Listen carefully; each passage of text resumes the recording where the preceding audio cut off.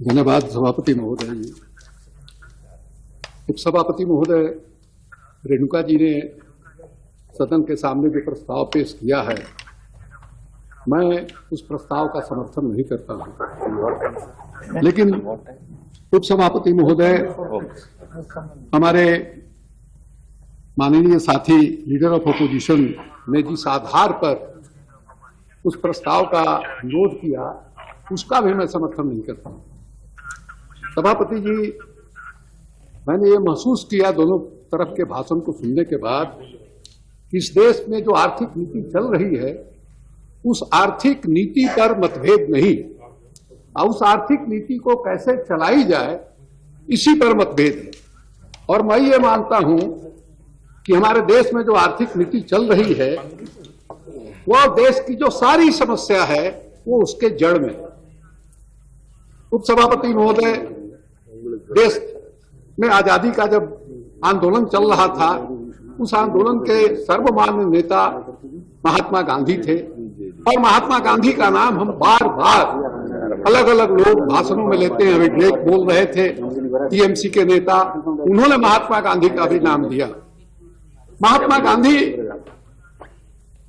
और उस स्वतंत्रता आंदोलन का बीज मंत्र था स्वदेशी, और देश के आजादी के बाद स्वदेशी के रास्ते हम देश को आगे बढ़ाएंगे, ये उस आजादी के आंदोलन का संकल्प था। और हमको खेद है कि अरुण जी जिस वैचारिक परंपरा से आते हैं, उसकी भी एक बार घोषणा थी कि हम स्वदेशी के रास्ते देश को आगे बढ़ाएंगे। हमको याद है नरसिंह राव जी की सरकार थी और मनमोहन सिंह जी उस समय वित्त मंत्री थे, और 1991 में जब आर्थिक उदारीकरण की नीति इस देश में लाई गई, उस समय लीडर ऑफ अपोजिशन के रूप में माननीय अटल बिहारी वाजपेयी जी उस आर्थिक नीति का जबरदस्त विरोधी थे, और उनका यह मानना था कि आर्थिक नीति जो हमारे देश की ऑटोनॉमी है, आर्थिक मामलों में निर्णय लेने की जो स्वायत्तता ऑटोनॉमी है हमारे देश में, उसको यह कंप्रोमाइज करेगी। सभापति महोदय, हमको यह भी याद है कि जब सरकार बनी माननीय अटल बिहारी वाजपेयी जी की, उस समय एक नेता थे भारतीय जनता पार्टी के, दत्तोपंत ठेंगड़ी साहब, वो मजदूर संघ के नेता थे, और उस दरमियान जो आर्थिक नीति चलाई जा रही थी उसके वे काफी कटु आलोचक थे। उपसभापति महोदय, जब आजादी की लड़ाई चल रही थी तो महात्मा गांधी ने का ये कहना था कि ये जो सभ्यता है, आधुनिक सभ्यता है, उसके बारे में उन्होंने कहा कि हिंदुस्तान अंग्रेजों से नहीं बल्कि आजकल की सभ्यता से खुजरा जा रहा है। गांधी इतने मजबूत विरोधी थे, उन्होंने उस सभ्यता को, अंग्रेजों द्वारा चलाई जा रही सभ्यता को कहा कि अधर्म है। जोहान्सबर्ग में 1908 में भाषण देते हुए गांधी जी ने कहा था कि आधुनिक पश्चिमी सभ्यता दो सिद्धांत वाक्यों पर आधारिट है। एक पहला सिद्धांत वाक्य, जिसकी लाठी उसकी भैंस, माइट इज राइट, और दूसरा सर्वाइवल ऑफ द फिटेस्ट, ये शक्ति पर और भौतिक ताकत पर ये सभ्यता जो है वो अपना दुनिया में राज स्थापित करना चाहती है। यह हिंसक सभ्यता है और अंततः विनाश की ओर ले जाएगी।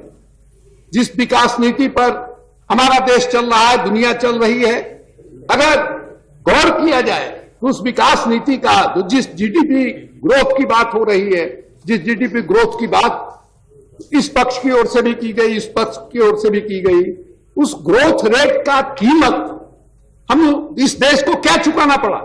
अभी परसों हमारे साथी Ravishankar Prasad ji call attention motion पर सारे दलों के लोगों से दस्तखत करा रहे थे, गंगा और जमुना की जो गंदगी है उसको साफ करने के बारे में। और आज बीच में भी नरेश अग्रवाल जी जमुना के सफाई को लेकर हल्ला कर रहे थे। ये आज गंगा और जमुना की हालत क्यों हो गई है ऐसी? क्या इसके पीछे जो हम विकास नीति चला रहे हैं उसका कारण नहीं है? आज आप देखिएगा उपसभापति महोदय, दुनिया के तमाम सभ्यताओं का विकास जो है नदियों के किनारे हुआ है। चाहे हमारे देश की सभ्यता हो, चाहे अन्य देश की सभ्यता हो, सारे देश का, मिस्र की सभ्यता का विकास हुआ नील नदी के किनारे। सुमेरु सभ्यता का, इराक जहां का केंद्र है हुआ, वहां नदियों के किनारे सभ्यता का विकास हुआ। आज की सभ्यता जो है उन नदियों को ही नष्ट कर रही है। क्या हम अफोर्ड कर सकते हैं? अभी देखा ये श्याम शरण जी जो हमारे देश के पहले परराष्ट्र सचिव थे, उनका एक लेख हमने बिजनेस स्टैंडर्ड में पढ़ा।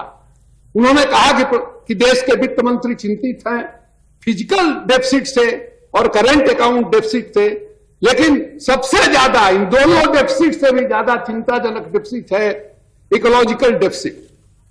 इकोलॉजिकल डेफिसिट के बारे में उन्होंने कहा कि पूरे देश में जो वाटर टेबल है वो वाटर टेबल धीरे धीरे नीचे जा रहा है, और उसका नतीजा यह है कि धरती से पानी निकालने के लिए और ज्यादा गहरा ड्रिलिंग करने की जरूरत पड़ रही है, और वहां से पानी निकालने के लिए और ज्यादा ताकतवर बिजली या डीजल के मोटर की जरूरत पड़ रही है। जिस तरह से डीजल का दाम बढ़ रहा है, जिस तरह से बिजली का दाम बढ़ रहा है, क्या सामान्य आदमी, सामान्य किसान के बूते में है कि वह डीजल और बिजली की कीमत जो है वो अदा कर सके? उसका क्या होगा? अभी डीजल का दाम सरकार ने बढ़ाया, काफी हो हल्ला हम लोगों ने मचाया, आज भी उसकी चर्चा हुई। लेकिन मैं पूछना चाहता हूं, कोई इस बात का दावा कर सकता है, इस सरकार का, इस पक्ष का चाहे उस पक्ष का, कि हमको मौका मिलेगा, हमारी सरकार बनेगी तो डीजल और पेट्रोलियम का जो दाम हमने बढ़ाया है उसको रोल बैक कर पाएंगे? किसी की हिम्मत नहीं है। जो दाम बढ़ा उसको घसका ले। क्यों?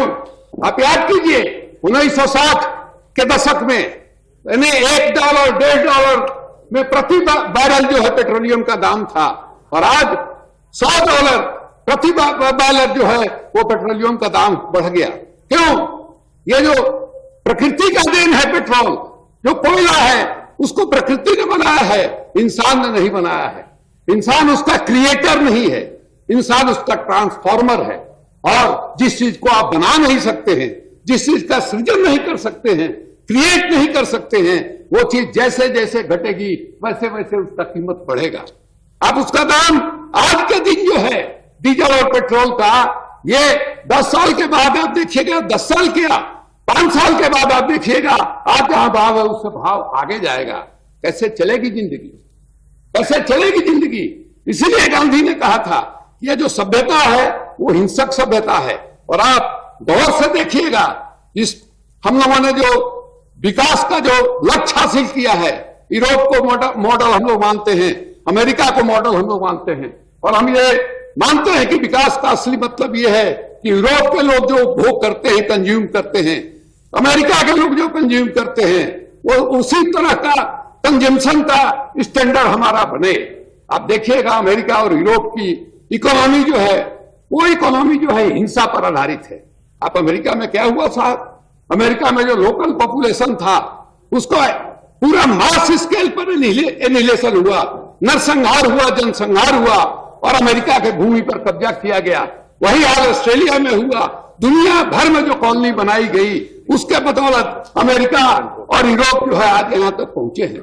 आज अगर हम उनका नकल करते हैं, ये नकल संभव है क्या? हम आपसे जानना चाहते हैं, जिस समय इंडस्ट्रियल सिविलाइजेशन का उदय हुआ 18वीं और 19वीं शताब्दी में, उस समय दुनिया पर यूरोप का, अमेरिका का कब्जा था।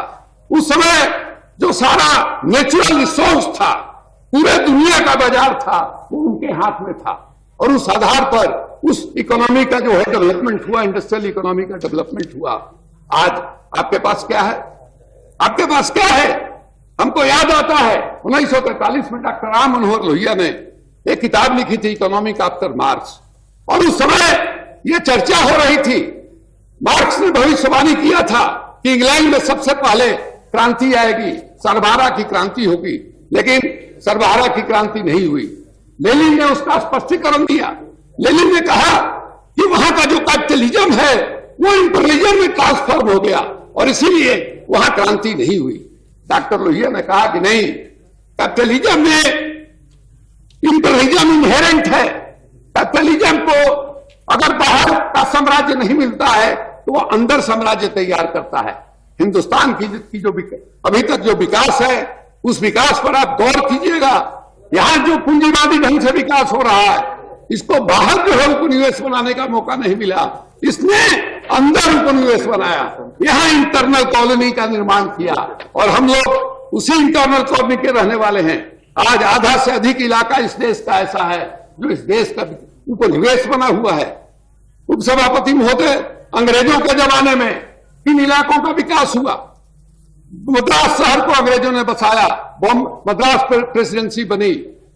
बंबई को अंग्रेजों ने बसाया, बंबई प्रेसिडेंसी बनी। कलकत्ता को अंग्रेजों ने बसाया, कलकत्ता बंगाल प्रेसिडेंसी बनी, जिसके अंतर्गत हम लोग भी आते थे। लेकिन बंगाल जाने के पहले अंग्रेजों ने सूरत में अपना स्थान बनाया था। सूरत में उसको, ये 4 जगह थे अंग्रेजों के। इन्हीं इलाकों का विकास हुआ। चूंकि सत्ता का केंद्र बना मद्रास, सत्ता का केंद्र बना बंबई, सत्ता का केंद्र बना कलकत्ता, इन इलाकों में इंफ्रास्ट्रक्चर बना। सत्ता का केंद्र बना गुजरात, वहां सूरत, वहां सत्ता का, वहां इंफ्रास्ट्रक्चर बना। पानी का इंतजाम हुआ, बिजली का इंतजाम हुआ, सड़कें बनी। आप आजादी के बाद आप देखिएगा उन्हीं इलाकों का विकास हुआ जो इलाका अंग्रेजों के जमाने में विकसित थे, जो इलाका समुद्र के किनारे अवस्थित थे। जो बाकी जो पूरा का पूरा हिंदी पट्टी है, जो लैंडलॉक एरिया है, उस इलाके का दरिद्रीकरण हुआ। अंग्रेजों ने उस इलाके में खेती को चौपट किया। अंग्रेजों ने उस इलाके में जो कुछ कॉटेज इंडस्ट्री था उसको चौपट किया। आज भी वही इलाके जो है, वही उसी इलाकों में सबसे ज्यादा गरीब रहते हैं, उन्हीं इलाकों में सबसे ज्यादा कुपोषित बच्चे पैदा हो रहे हैं। ये हालत है। इसीलिए हमारे जैसे लोग जो मांग करते हैं कि बिहार को और बिहार को नहीं, ये जो सारे पिछड़े हुए इलाके हैं, इस देश की विकास नीति जो चली है आजादी के बाद, जो कुछ इलाकों को उपनिवेश बनाकर रखा गया है, उनको आगे बढ़ाने के लिए उनको विशेष श्रेणी के राज्य का दर्जा दीजिए या कोई विशेष नीति बनाइए। इसीलिए हम मांग करते हैं। आप देखिएगा जो विकसित राज्य हैं, महाराष्ट्र सबसे ज्यादा विकसित राज्य कहा माना जाता है। आज वहां भी इंटरनल कॉलोनी बना हुआ है। जो विदर्भ का इलाका है, वहां क्या हालत है?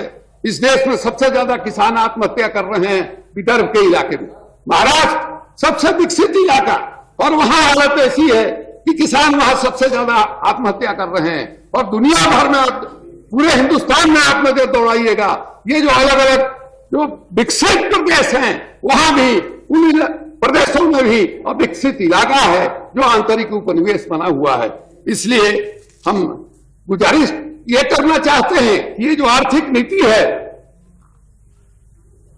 ये आर्थिक नीति बहुत गलत है।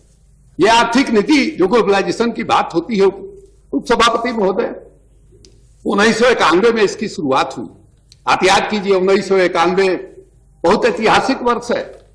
कम्युनिस्ट पार्टी की सरकार खत्म हो गई थी, रूस टूट गया था, बिखर गया था, और जो बर्लिन की दीवार थी वो दीवार भी टूट गई थी।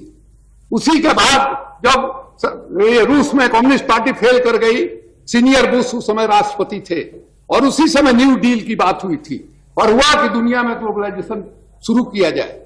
ग्लोबलाइजेशन को शुरू क्यों किया गया?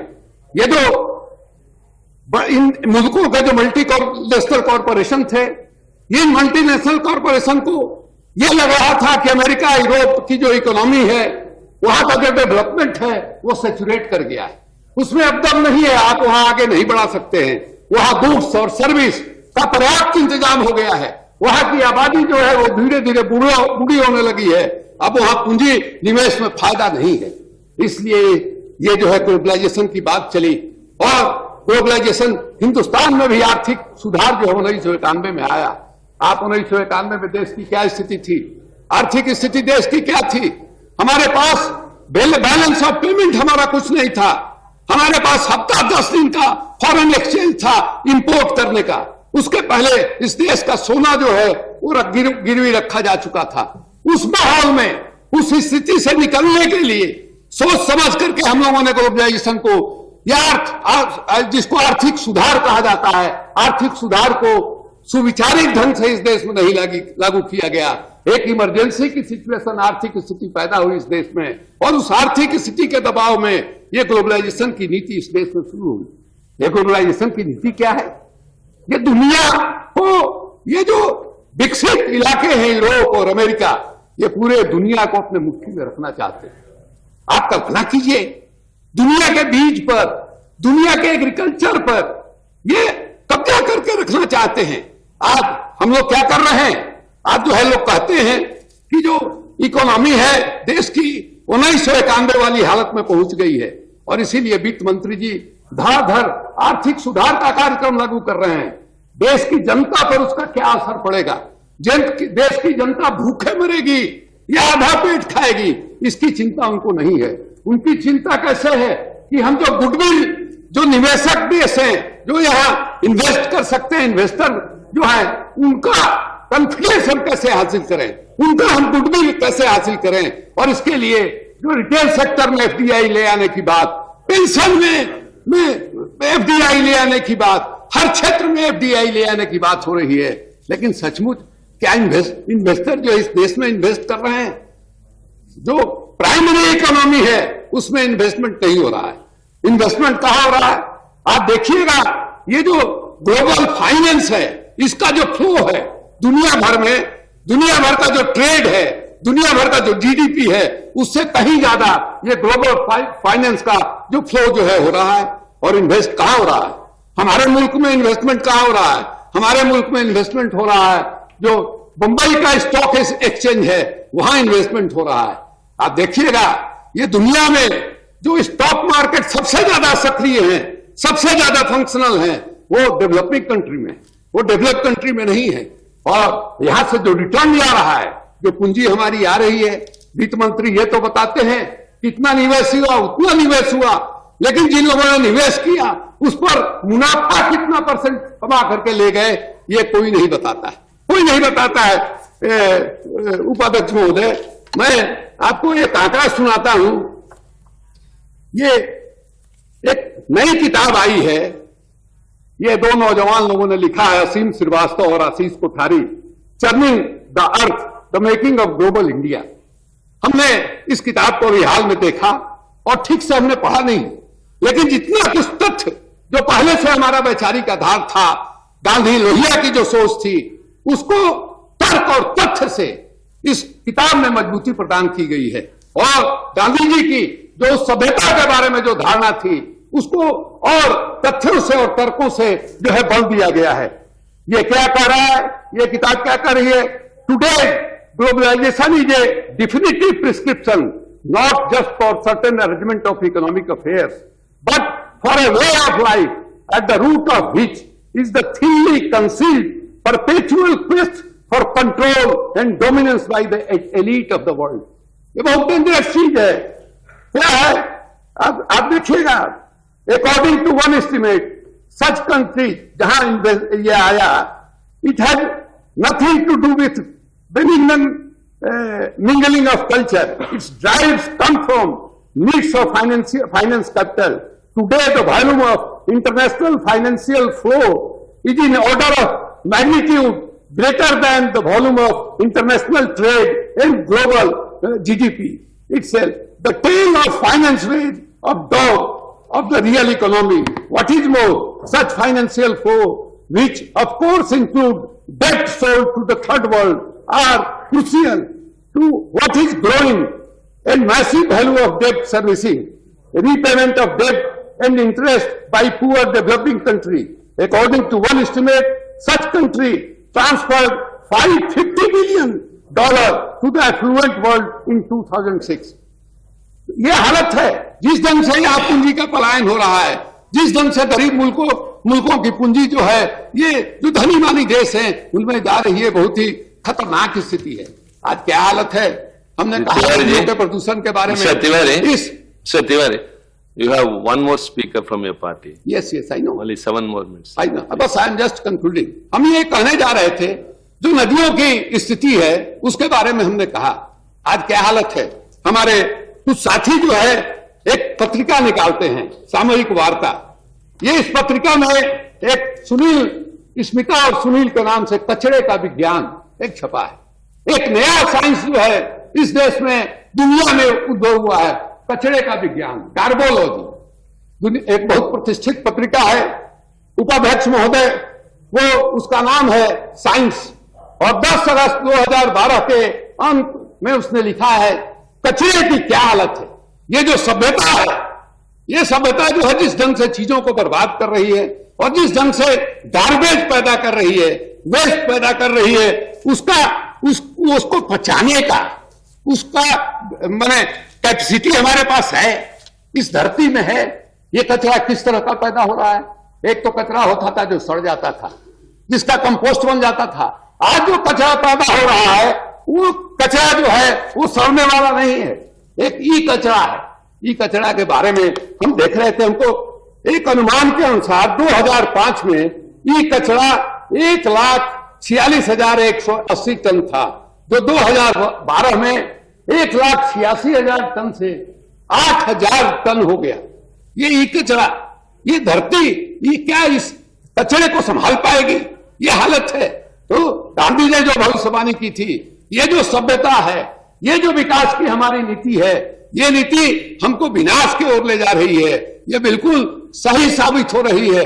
दुनिया के अंदर जो पर्यावरण का संकट है, जो माने कार्बन फुटप्रिंट कहलाता है, जो बायो कैपेसिटी कहलाता है, दुनिया की वो धीरे धीरे चुक रही है। और लगता है कि जो ये रेणुका जी ने कहा कि अमानत जो है अगली पीढ़ी को सौंपना है, हम किस तरह का अमानत जो है अगली पीढ़ी को सौंपने जा रहे हैं, अगली पीढ़ी को किस तरह का अमानत, किस तरह की दुनिया हम देकर जा रहे हैं, ये सोचने की बात है। इसलिए हम तो गुजारिश करेंगे कि ये जो विकास नीति है इसके बारे में चिंतन हो, और खास करके अरुण जी से कहेंगे कि जो मूल आधार था वैचारिक आपके संगठन का, स्वदेशी के जरिए देश का विकास, स्वदेशी के जरिए देश का विकास हो, नहीं तो देश की जनता के सामने कोई विकल्प नहीं है। इस पक्ष से नाराज होकर उस पक्ष में, और आर्थिक नीतियां भी वही उसी तरह की चलेंगी तो इस पक्ष से नाराज होकर के फिर उस पक्ष में। इसलिए इस देश को बचाना है तो इस विकास की नीति को छोड़िए और एक नया रास्ता बनाइए, उस नए रास्ते के जरिए दुनिया को नई दिशा दीजिए। इसी अनुरोध के साथ मैं अपनी बात खत्म करता हूं। बहुत बहुत धन्यवाद।